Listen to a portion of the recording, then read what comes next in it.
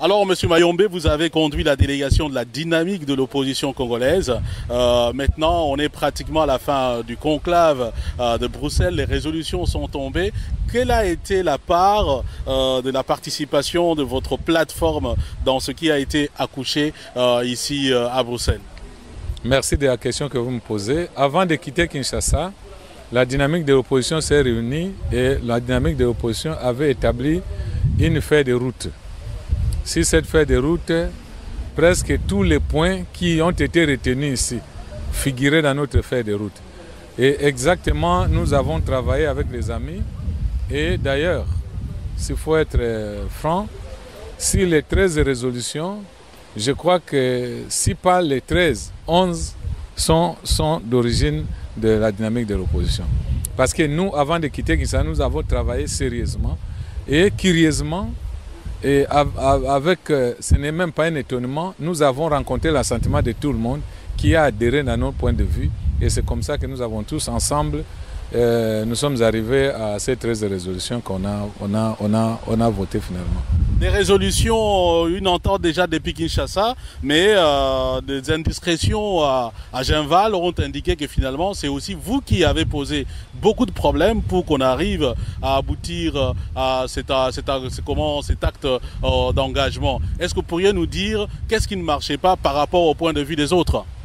Non, nous n'avons pas posé problème de fond. Il s'est posé un problème d'abord de participation. La dynamique a participé dans une séance de travail avec l'IDPS, les comités organisateurs. Avec les comités organisateurs, ils se sont entendus sur la mise sur pied d'un comité préparatoire. Et lorsque nous nous sommes retrouvés dans le comité préparatoire, il s'est fait qu'il y a beaucoup de forces, d'autres forces qui sont entrées. Notamment le G7. Non, le G7 était déjà accepté, ce n'est pas le G7.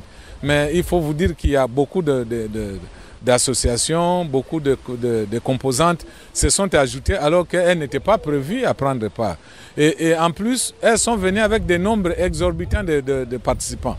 Ce qui a fait qu'au départ, les choses ont flotté, ont quelque peu flotté, mais nous nous sommes ressaisis pour privilégier l'essentiel. Nous nous sommes dit, si on tient compte de la représentativité, on va perdre le temps. On est arrivé aux choses essentielles. C'est tout. Deuxièmement, il s'est posé un problème de dialogue. Hein? La dynamique en quittant Kinshasa avait son point de vue sur le dialogue. Mais en venant ici, nous avons rencontré des amis qui avaient un autre point de vue. C'est là où les discussions se sont engagées sérieusement. Heureusement que la majorité a opté pour notre point de vue et c'est comme ça que l'engagement a été pris comme tel. Alors vous, la dynamique, c'est connu, c'est anti-dialogue, vous ne voulez pas de dialogue. Mais dans l'acte d'engagement, vous parlez de la résolution 2277 ou 2277 pour les Belges. Mais cette résolution demande le dialogue. Finalement, comment allez-vous trouver des points de convergence entre cette résolution que vous-même vous soutenez et votre refus de dialogue? C'est un problème de sémantique tout simplement. Nous disions, nous sommes d'accord avec la mise en œuvre de la résolution 2277. Dans cette résolution, il y a le dialogue là-dedans. Il y a un dialogue qui est prévu. Nous sommes d'accord avec ce dialogue-là. Donc, c'est-à-dire que la dynamique peut aller maintenant dans un dialogue.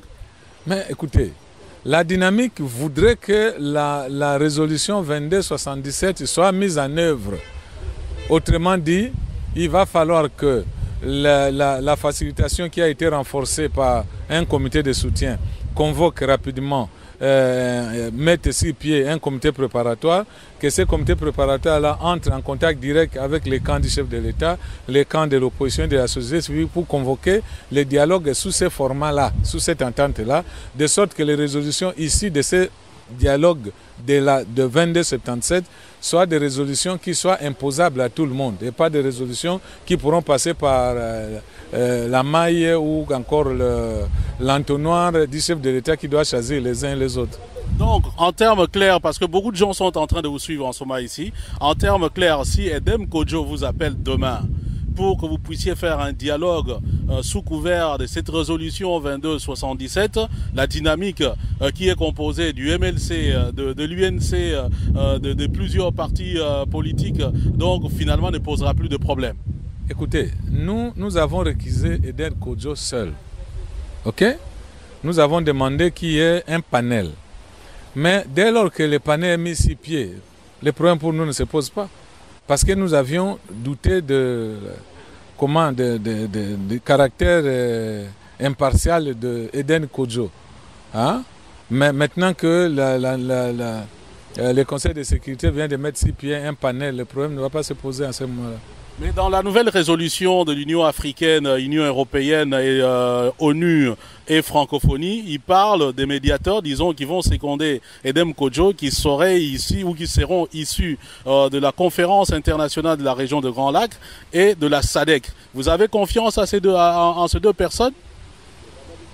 Écoutez, nous, dans notre résolution, on a dit ceci. Nous voulions un panel qui serait composé par l'Union européenne, les États-Unis d'Amérique, l'Organisation internationale de la francophonie et quoi encore? L'Union africaine. Mais dans les quartets, on a mis la SADC, le CERGEL, l'Union africaine bien entendu avec Kodjo et l'Organisation internationale de la francophonie. Dans tous les cas, c'est un sujet que nous allons débattre quand nous allons faire la restitution auprès de notre base. Alors, l'une des résolutions, c'est aussi, enfin, disons pas une résolution, l'une des retombées du conclave, c'est M. Tshisekedi qui est coopté comme président du comité des sages. Mais nous avons pu remarquer que ce comité des sages n'a pas une durée. Finalement, comment voyez-vous sa mission? Au bout de combien de temps elle pourra vous faire rapport? Ou bien, voilà, on pourra dire que voilà, la mission a été atteinte. Nous avons deux structures qu'on a mises ici pied. Il y a le comité des sages dont le président Tshisekedi a été élevé comme président de ce comité des sages. Et nous avons la coordination de l'opposition. La coordination de l'opposition, ce sera donc comment dire, la structure exécutive qui va travailler sur le terrain. Le comité des sages sert de dernier rempart. Et c'est comme ça qu'on l'appelle conseil des sages. Au moment où nous parlons, il y a un règlement intérieur qui est en train d'être élaboré pour donner des attributions au comité des sages et à la coordination. Et c'est à l'issue du règlement intérieur que nous allons adopter que nous verrons.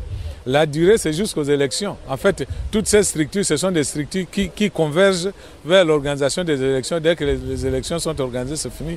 Et s'il n'y a pas élection, on pourrait peut-être dire que ce comité des sages pourrait assurer une éventuelle transition? Il y aura élection, bien entendu. Il y aura élection, qu'on le veuille ou pas, il y aura élection. Alors, dernière petite question, vous rentrez à Kinshasa, mais là-bas, le pouvoir en place déjà a commencé à vous lancer des pics. Vous êtes venu en Belgique pour comploter contre les institutions. Vous êtes en train de faire une tentative de coup d'État. Est-ce que vous n'avez pas peur peut-être qu'à l'aéroport, finalement, que vous soyez tous coffrés? Bien, quand on est politicien, on n'a pas peur d'être coffré. Bien au contraire, si le pouvoir veut faire notre publicité, des gens comme moi qui ne suis pas connu au monde.